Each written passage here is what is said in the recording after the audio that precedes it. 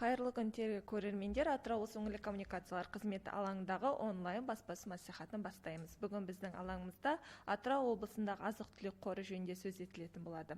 Спикерлермен таныстырып өтейін.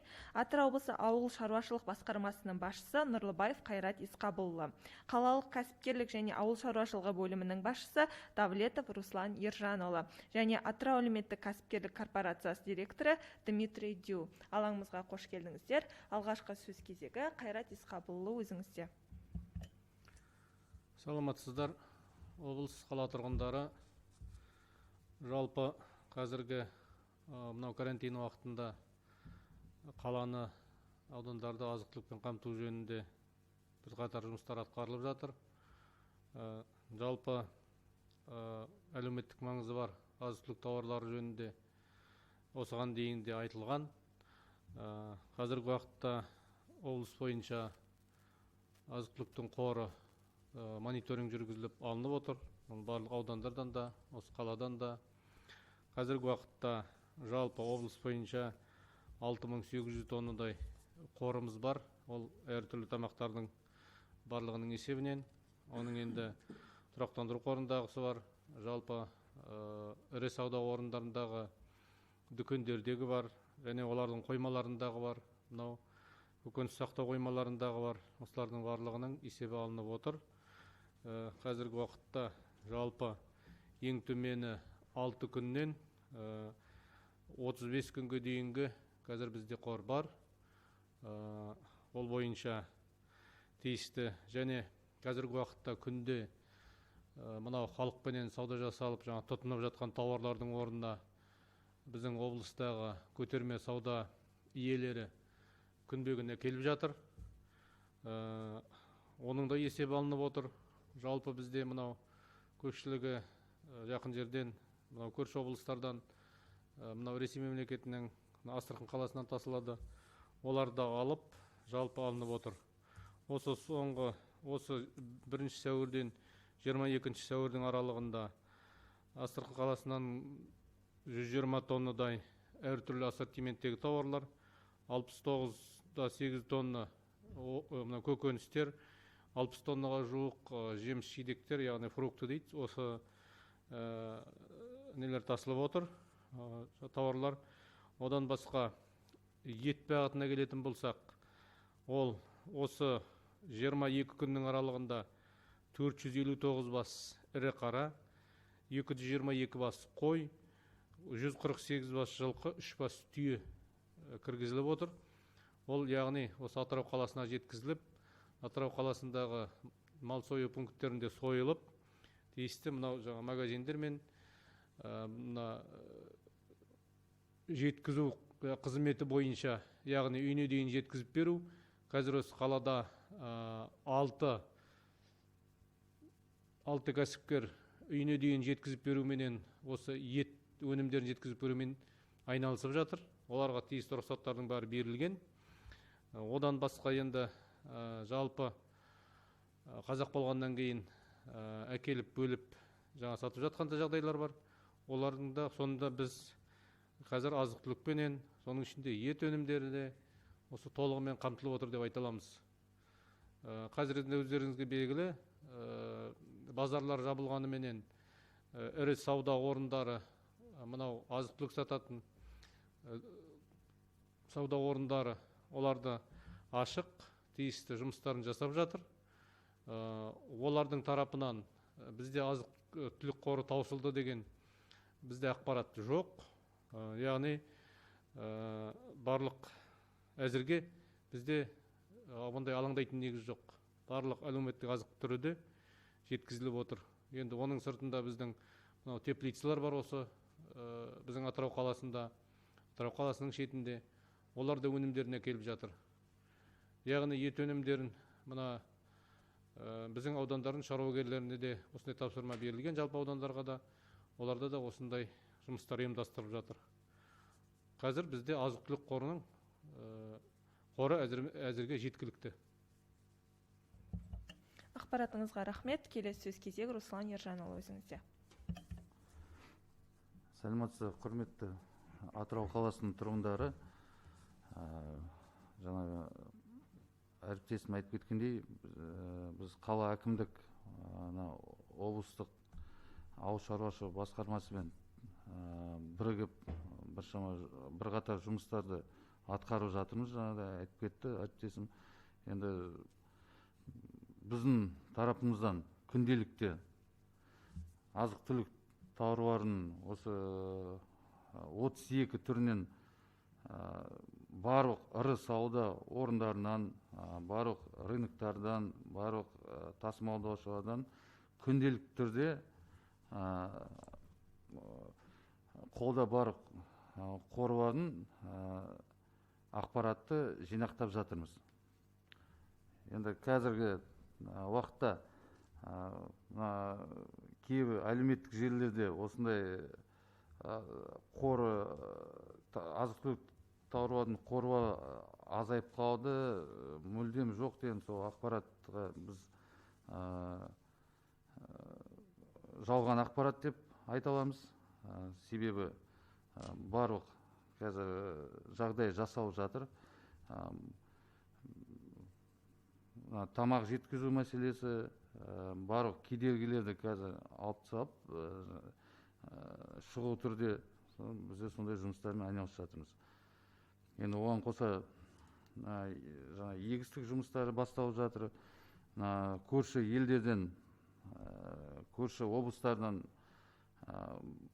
мысалы оңтүстік облыстардан уже кейбір көкөніс өнімдері қазіргі уже пісуіне байланысты біздің қалаға да жеткізіліп жатыр, бағасы төмен.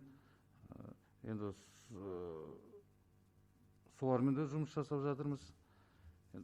Оған қоса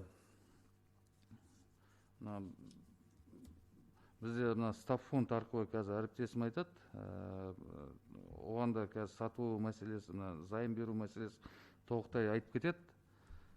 Енді қазір таңда жағдай тұрақты. Оған қоса бізде доставка деп жатырмыз, барлық базар жабылғанмен, бірақ ірі супермаркеттер, ірі тасымалдаушы мекемелер қазір азық-түлікті жеткізу мәселесімен айналысып жатыр. Бізде барлық әлеуметтік желілерге солардың бүкіл телефондарын, қандай тауарлар бар екен, сондайларды жеткізіп жатырмыз. Оған қоса ірі тасымалдаушылармен кішкентай азық-түлік дүкендердің бастарын қосып, әлеуметтік желіде чаттар құрып, сол шұғыл түрде жеткізу мәселесі, кімде қандай тауарлардың төмен бағамен бар жөніндегі ақпаратты шұғыл түрде солардың бастарын қосып айналысып жатырмыз. Енді қазір жағдай қысқаша осындай. Рахмет тыңдағандарыңызға. Ақпаратыңызға рахмет. Дмитрий мырза, сөз кезегіңізде. Сәлеметсіздер, құрметті Атырау қаласы тұрғындары. Базарлардың жабылуына байланысты бүгінгі күнге ауылшаруашылық тауарлары 4 супермаркет арқылы сатылады. Соның ішінде Лидер, Детский мир, Лидер Нұрсая, Лидер Жұлдыз, Лидер Жұмыскер.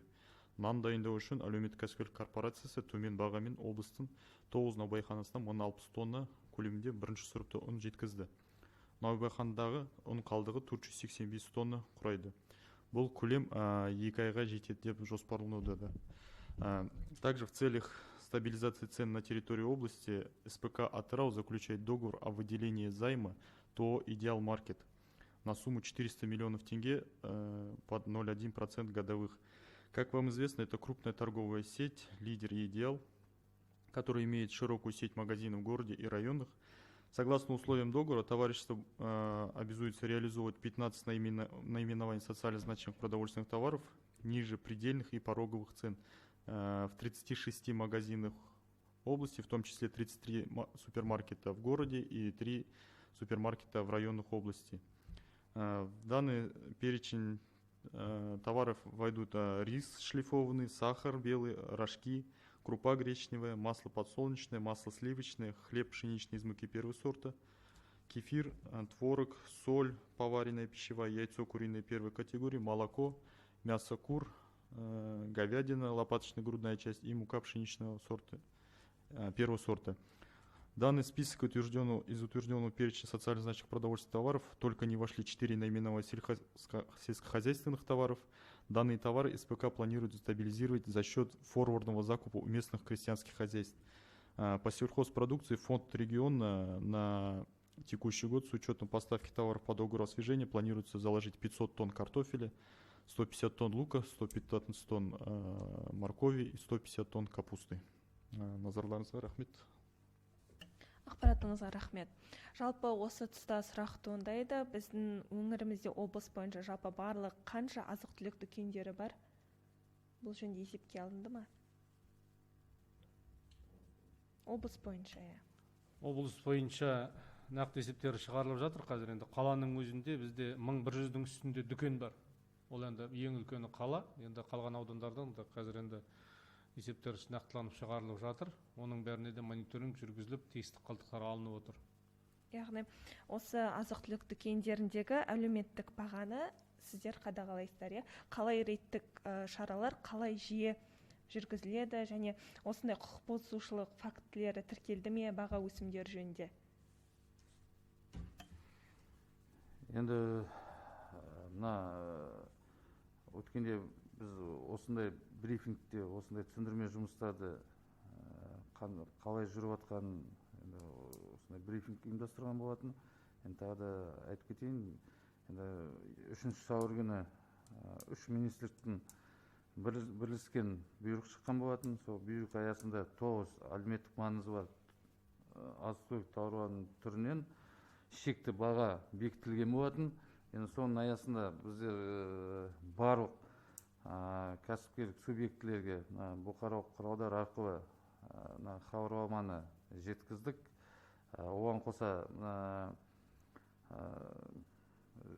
бір 50 дүкен, осындай 50 желіге аяқтай барып осындай хабарламаны жеткіздік. Соның нәтижесінде қазір кейбір мысалы марка гипермаркеті қазір таңда арнайы бұрыштама жасақтап, арнайы соған 9 әлеуметтік маңызы бар тауарлардың бөлек жаңағыдай осы тиімді бағамен қазір таңда сатып жатыр. Арнайы бөлек бұрыштама жасап, осы 9 түрін қазір халыққа тиімді бағамен жеткізіп жатыр. Оған қоса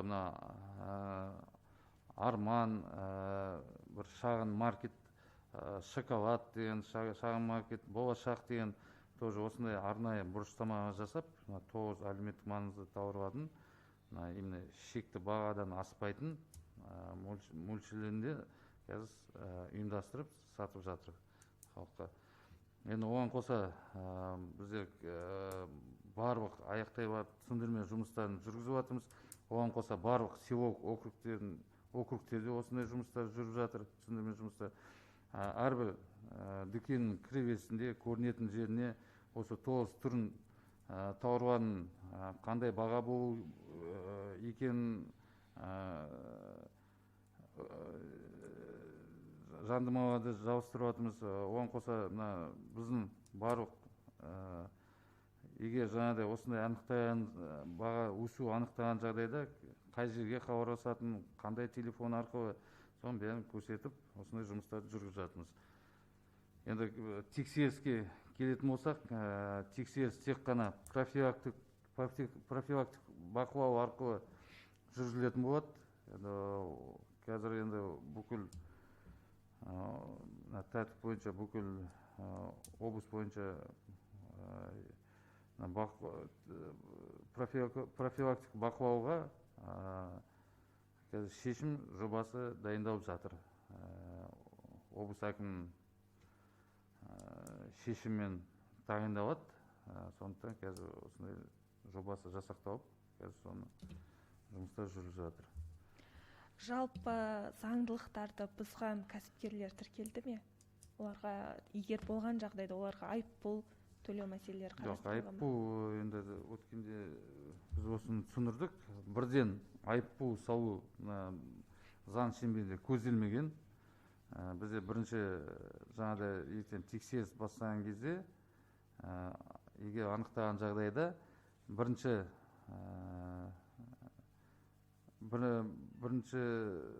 тұрғыда кәсіпкерге хаттама толтырып нұсқама табысталатын болады. Нұсқама табысталғаннан кейін нұсқаманың орындалу мерзімі болады. Орындалу мерзімі заң аясында егер қарайтын болсақ 10 күнтізбелік күннен кем болмау керек деп көрсетілген. Енді 10 күннің ішінде егер баға түспесе, ешқандай кәсіпкермен шарасы алынбаса, сол кезде тексерістен тексеру тағайындалады да, уже сол кезде айыппұл салынады. Енді бірінші бізде кәсіпкерлік кодекс аясында, сауда реттеу заңының аясында осы шаруаларды, осы тексерісті жүргізетін боламыз. Жауабыңызға рахмет. Жалпы қала аумағынан бөлек, яғни шалғай ауылдар мен аудандардағы дүкендердегі баға тексеріліп жатыр ма бүгінгі таңда? Өйткені қазірде әлеуметтік желі қолданушысынан келген сұрақ бар, яғни ауылдардағы дүкенде баға қымбат тамақтарға. Енді бізде барлық қала бойынша 6 селолық округ бар. Солармен осы аптаның ішінде біз барлық осындай жұмыстарды жүргіздік. Яғни осындай хабарламаны тараттық. Енді қазіргі таңда бізде ертең тексеріс басталған кезде біз әрбір тексерісті бізде прокуратура органдар арқылы тексеріс тағайындалып, әрбір субъектіге бөлек-бөлек сол кезде жүргізетін боламыз. Егер жаңағыдай анықтаған жағдайда, мен жаңа айтып кеттім, бірінші нұсқама табысталады, жаңағыдай мерзім беріледі, заң бұзушылықты жою жөнінде. Егер нәтижесі болмаған жағдайда, тек қана сол кезде біз шара қолданамыз. Рахмет. Қосымша айтып жіберейін. Жалпы аудандардағы дүкендерге де өткен брифингте айтылды, ауданның кәсіпкерлік бөлімі. Олар нақтыланды аудан әкімінің өкімдеріменен, яғни осы бағаны мониторинг жасап, манағы осындай қарап тексеріп отыруға, ол жерде тиісті мобильді топтар құрылған, қарап, қазіргі уақытта осы бағаларды қарап отыр. Әрине енді барлығы бірдей түгел сақталып отыр деп айтуға болмас, бірақ жалпы тиісті жұмыстар жүргізіліп жатыр. Мынау жаңа оптовик дейміз, тиісті тасымалдаушыларменен оларға да түсінік жұмыстар жүргізіліп, қазір ондай көп көтермеу жөнінде, яғни бағаны сол манағы айтып отқан белгіленген 9 түрлі бағадан, сол шекті бағадан асырмау жөнінде оларға тиісті тапсырмалар берілді, ол жұмыстар атқарылып жатыр. Әрине енді кейбір тауарлар мынау қазіргі инфляцияға, мына жаңа айтып отқан әртүрлі құбылыстарға байланысты өсіп жатқан жағдайы бар. Олардың өзіне мына жаңа айтып отқан көтерме сауданың айналысатын адамдардың өзі де сол мынау жаңа тағамның бағасына сыймай жатыр, бірақ бұл жөнінде де жұмыстар қазір республика бойынша жүргізіліп жатыр. Барлық облыстарына тиісті ұсыныстар берілді. Әр тамақтың осындай жаңағы несі жөнінде, мөлшері жөнінде осы жақын арада ол қабылданады деп ойлаймыз. Жалпы қазіргі бірақ күшінде тұрған осы 9 түрлі әлеуметтік маңызы бар тағамнан сол шекті бағасын сақтау керек. Жауабыңызға рахмет. Қайрат Исқабылұлы, осы тұста сізге бір сұрақ. Ауыл шаруашылығын қаржыландыру жұмыстары жалпы қалай жүргізіліп жатыр? Төтенше жағдай бұған әсер етіп жатқан жоқ па? Ауыл шаруашылығын қаржыландыру жалпы қазіргі уақытта енді көктемгі егіс жұмыстарына байланысты. Оған біздің облыс бойынша нақты 3 кәсіпкер берді. Үшеуінде біз 48 миллион теңгенің көлемінде оны қаржыландырдық. Енді қосымша, яғни ауыл шаруашылық қаржылай қолдау қоры арқылы, агронесие корпорациясы арқылы ұсыныстар түсуіне байланысты, мына мемлекет басшысының берген тапсырмасына байланысты біз қазір бұл қаржы институттарын аудандарға шығып жұмыс жасау жөнінде өздерінің жоғарыдағы өкілдіктерінен тапсырма келген. сол бойынша облыстық штабқа хабарласып, тиісті олардың мына ауданға барып қатынайтын көліктеріне рұқсат алып берілді. Яғни олар мына аудандарға шығып, қазіргі уақытта сол тиісті мобильді топпенен ауданға барып жұмыс жасап, сол өтініштерін қабылдап жатыр. Олардың блокпосттан өту мәселесі барлығы да шешілген. Ол жөнінде енді кедергі жоқ. Олар әрі онлайн тәртіпте, әрі жаңағы аудандарға барып қазір жұмыс жасап жатыр.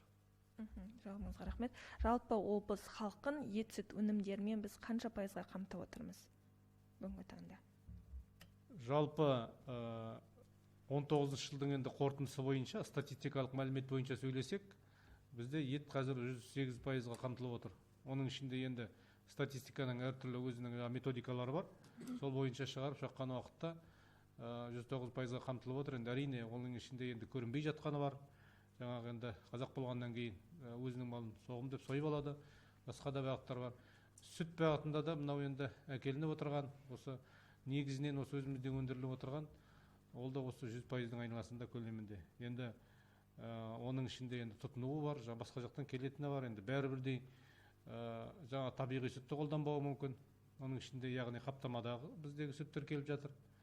Осы бағытта енді әлі де бұл тарапта жұмыстар жүргізіледі.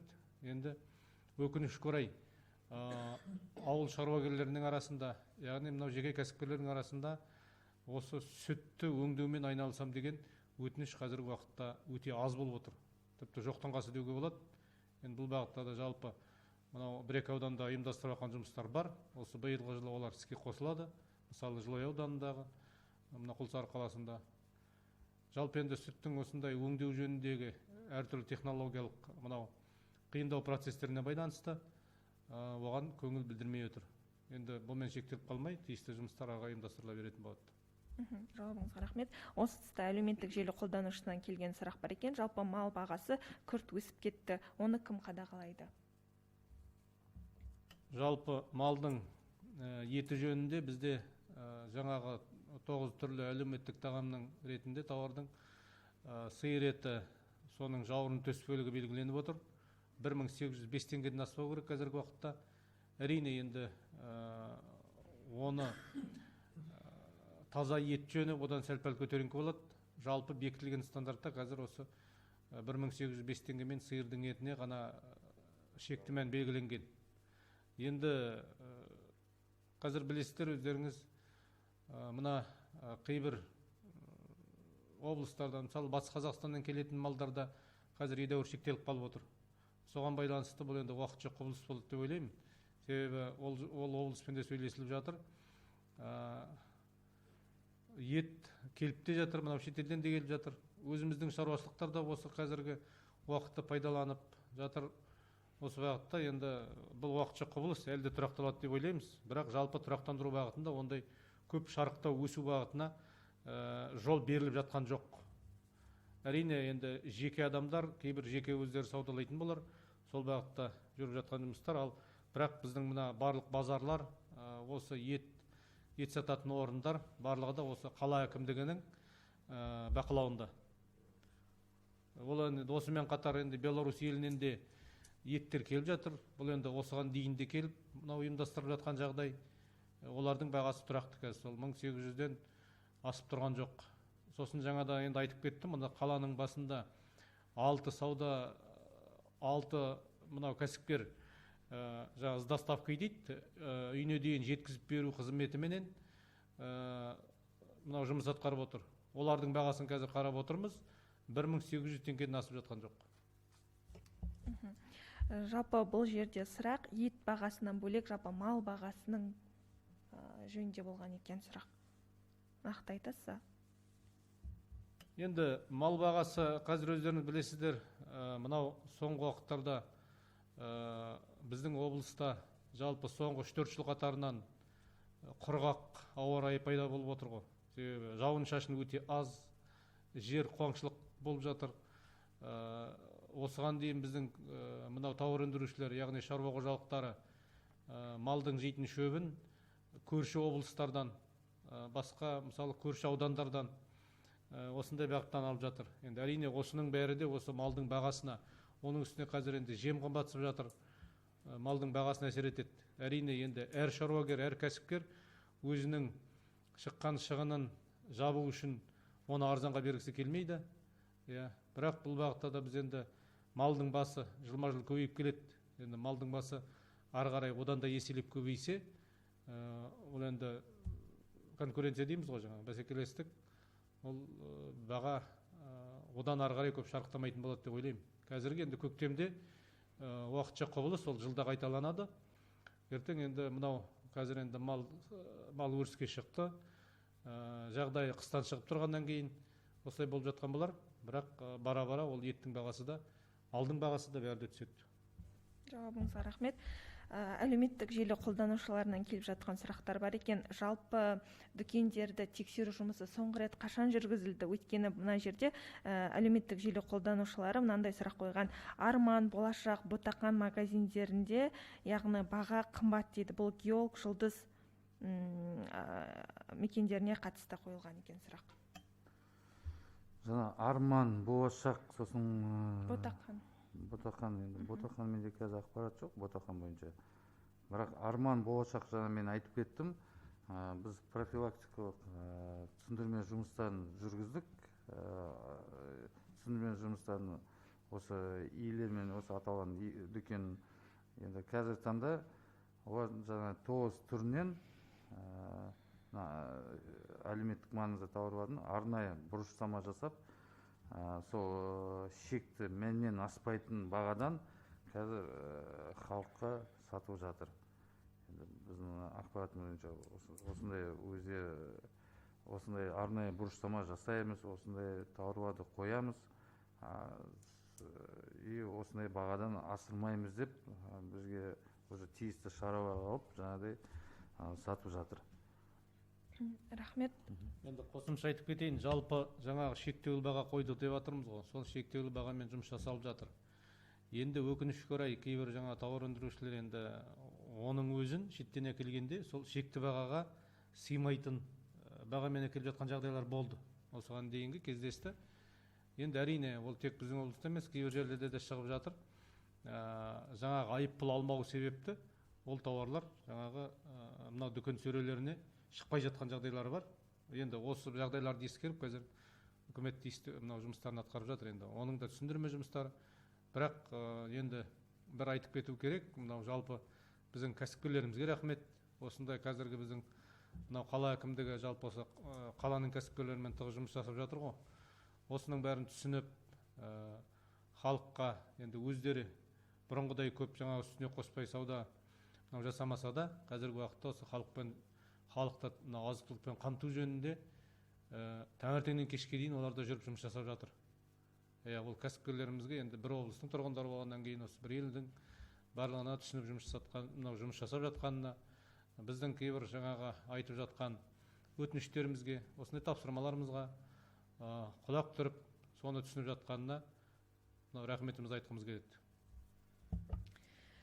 Рахмет жауабыңызға. Жалпы тұрғындар арасында азық-түлік бағасы жөнінде көп сауалдар келіп жатыр, яғни олардың тұрақсыздығы жөнінде, қымбаттығы жөнінде.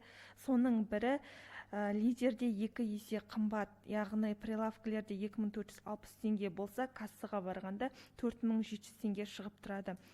Соның осындай фактілер өздеріңіз анықтадыңыздар ма? Жалпы мына идеал лидер желісі енді жаңа біздің ақпаратымыз бойынша қала бойынша 20-30 супермаркет бар қала бойынша.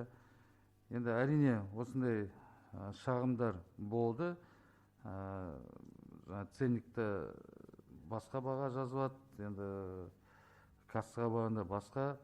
Енді ол жөнінде біз бірнеше рет хат жолдадық. Енді бірақ айтып кетейін, енді нақты осындай фактілер болған жағдайда бізде тұтынушыларды құқықтарын қорғау департаменті бар.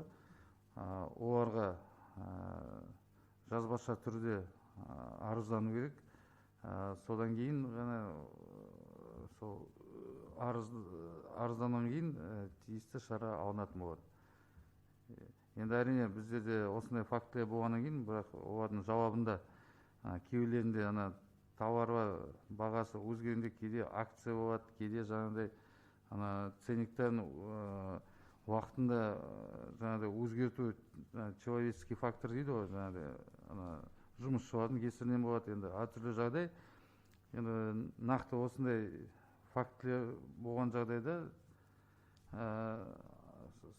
жаңа аталған департаментке барып шағымдануға құқылысыз. Бірақ кейбір жаңағыдай бізге көп шағым түседі, осындай дүкенде азық түлік қымбат деп. Мен енді тұрғындарға тағы да хабарлама ретінде айтып кетейін. Енді егер жаңағыдай қай азық түліктің түрін көрсетсеңіз нақтырақ, қай именно бағаны дәлелдейтін фискалдық чек бола ма, немесе жаңағыдай ценник жазып тұрады ғой бағасы, сондайды фотоға түсіріп дәлелді құжат дейді ғой. Енді осындай фискальный чек талап етуге ол сіздің толық құқығыңыз. Егер бермеген жағдайда да фискальный чек, оған да жауапкершілік көзделген. Сондықтан әрбір тауарға сатып алған жағдайда соны талап етуді сұраймыз міндетті түрде. Ол неге керек? Ол өзіңізге де керек. Мысалы, кейбір тауарлар болады ғой, енді ұзақ мерзім сақталатын, аз мерзім сақталатын тауарлар болады. Сондықтан егер ертең сатып алғаннан кейін сапасы ұнамауы мүмкін, сізде мысалы мерзімі шығып кетуі мүмкін. Сол кезде тапсырған кезде сізде міндетті түрде фискальный чек арқылы сіз ол тауарды кері тапсыра аласыз. Сондықтан фискальный чек талап етуді сұраймыз. Жаңағыдай егер осындай фактілер анықталған жағдайда бізге қалалық әкімдікке шағымдануға болады. Осы біздің жаңа профилактикалық жұмыс, бақылау жұмыстарымыз именно осындай шағым арқылы басталады. Рахмет. Жауабыңызға рахмет. Жалпы біздің қаламызда азық түлік өнімдерін үйге әкеліп беру қызметі қарастырылған ба? Қазір төтенше жағдайға байланысты. Енді қазір барлық супермаркеттер, қала бойынша ірі тасымалдаушы мекемелер және ет тасымалдаушы кәсіпкерлер жаңағыдай онлайн доставка дейді ғой, онлайн жеткізу. Сіз сұраныс бересіз, олар сізге жеткізіп береді. Біз олармен де түсіндірме жұмыстарын жүргізіп жатырмыз. Тасымалдаған кезде жаңағыдай бағаны өсірмеу жөнінде енді бәрімен барынша түсіндірме жұмыстарын жүргізіп жатырмыз. Енді әрине қазір енді жеңіл автокөлікке қала бойынша жүруге шектеу қойып жатыр. Мына карантинге байланысты біздер енді кәсіпкерлерге қазір барлық кәсіпкерлерге мына газельмен немесе специализированный арнайы транспортпен жеткізуді қарастырыңдар деп ұсыныс беріп жатырмыз. Енді барлық әлеуметтік желілерге біздер оны жариялап жатырмыз. Енді ет тасымалдайтын басқа да өнімдер, жұмыртқа бар, басқа да бар. Енді барынша енді жұмыстар жасалып жатыр. Жауабыңызға рахмет. Келесі сұрақ Қайрат Есқабылұлы өзіңізге. Жалпы Атырау шаруагерлері экспортқа мал, ет өнімдерін шығарады ма? Жалпы 19 жылы болды. Оның енді пияз өнімдері шығарылды бізде, себебі көбірек өндірілгеннен кейін балық өнімдері шығып жатыр. Енді басқа өнімнен мұндай көп экспорт шығып жатқан жоқ, себебі басқа түрлерінен осы біздің облысты өзіміздің сұранысқа байланысты ішкі рынокқа жіберіліп жатыр. Рахмет жауабыңызға. Осы тұста жалпы мемлекеттік қаржылай қолдау алып отырған шаруагерлер мал бағасын тұрақты ұстай алмайды ма? Жалпы мемлекеттік қолдау ол енді несие түрінде, субсидия түрінде беріліп жатыр.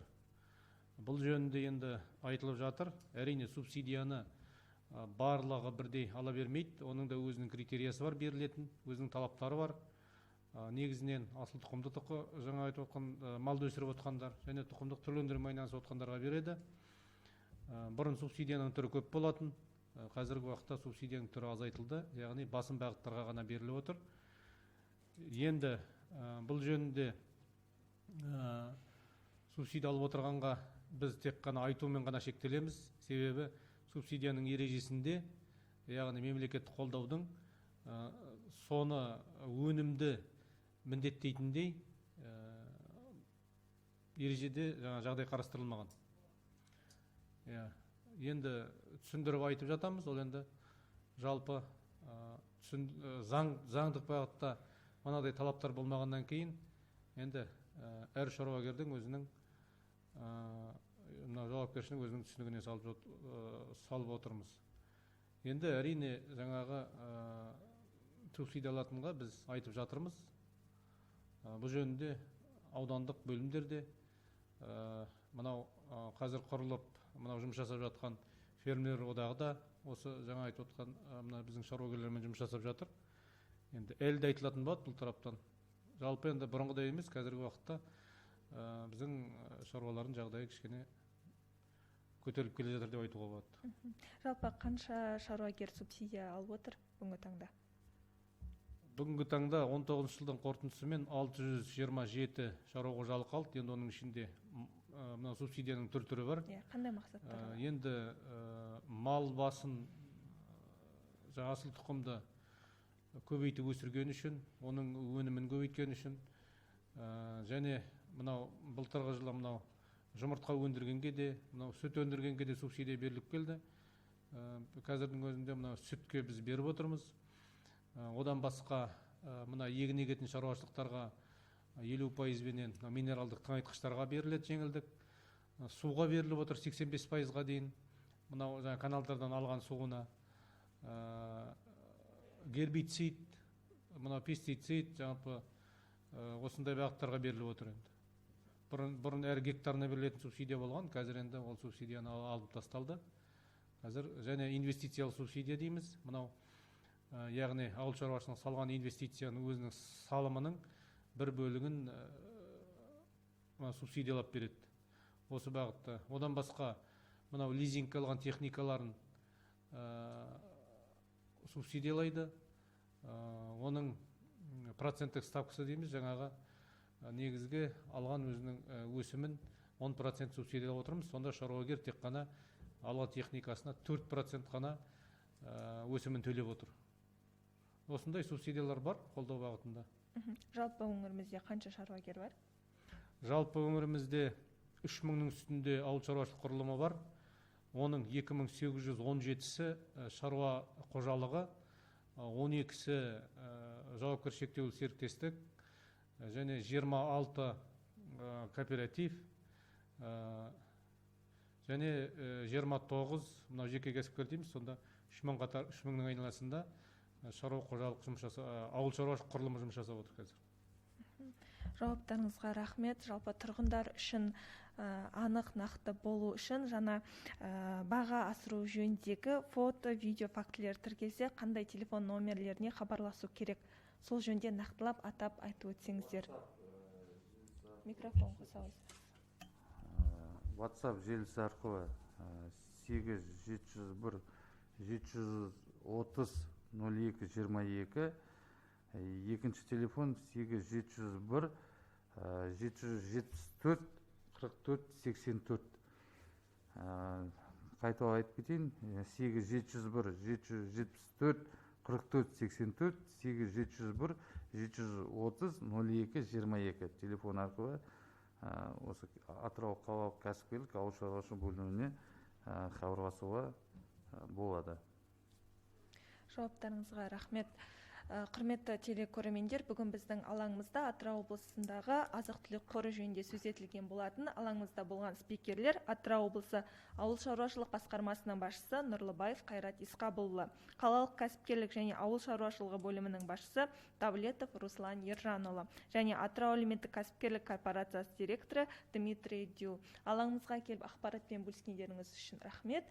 Құрметті телекөрермендер, осымен біздің баспасөз мәслихатымыз тамам. Назарларыңызға рахмет. Аман сау болыңыздар.